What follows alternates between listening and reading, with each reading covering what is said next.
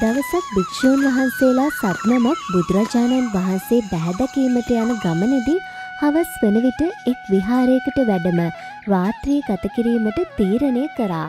ඒ විහාරයේ සිටි ස්වාමීන් වහන්සේලා ඒ විහාරයේ තිබූ ගල් ලෙනක් පෙන්වා උන් වහන්සේලා සත්නමට අවශ්‍ය පරිදි සකස් කර දුන්නා. පසුව ආගන්තුක ස්වාමීන් වහන්සේලා සැතපීමට සැරසුණා. මහරෑ හදිසියෙම කුළු ගෙඩියක් පමණ විශාල ගලක් පෙරළී ඇවිත් ලෙනෙහි දොරටුව මුළුමනින්ම වැසී ගියා.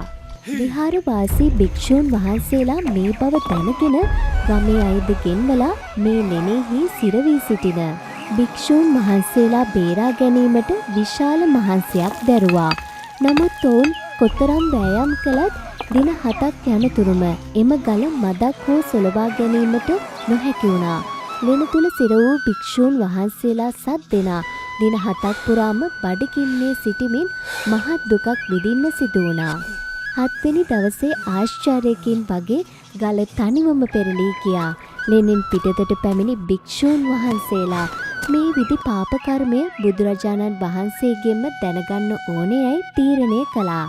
උන් වහන්සේලා බුදුරජාණන් වහන්සේ හමුවට පැමිණ තමන් අත්විදි සියලු කරුණු පිළිවෙලින් බුදුරජාණන් වහන්සේට පැවසුවා.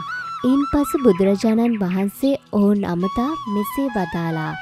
මහණෙනි, ඔබලා මේ විපාක ලැබුවේ තමන් විසින්ම කරන ලද කර්මයකටයි.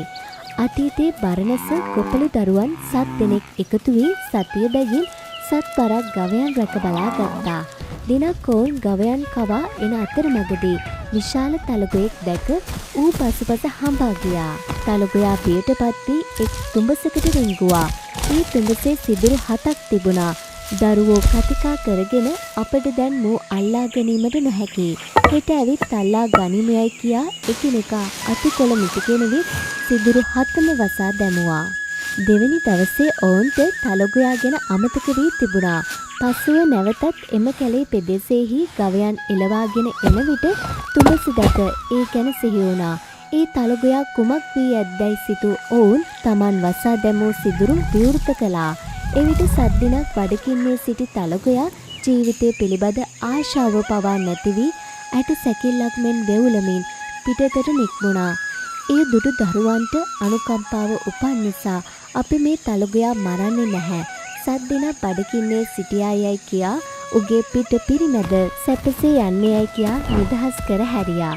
මහණෙනි, ඔවුන් තලගොයා නොමැරූ නිසා නිරේ නොදවී ගියා. නමුත් සතියක් එක දිගට තලගොයා සිර කළ කර්මයේ විපාක වශයෙන් ආත්ම භව 14ක් පුරා 7 දිනක් බැගින් ඔබලාට බඩගින්නේ සිටීමට සිදු වුණා. මහණෙනි, ඔබලා එකල ගොපළු දරුවන් වී මේ කර්මය කළායයි බුදුරජාණන් වහන්සේ එම ප්‍රශ්නය විසඳුවා. ඔබ අප සියලු දෙනා තේරුම් ගත යුත්තේ අහසෙහි ඉහළට හෝ මොහොතෙහි පතුලට හෝ පර්වතයන්ගේ මැදට ගොස් හෝ පව් කළ කෙනෙකුට ඒ පවෙන් මිදීමට හැකි තැනක් මේ ලෝකේ නැති බවයි.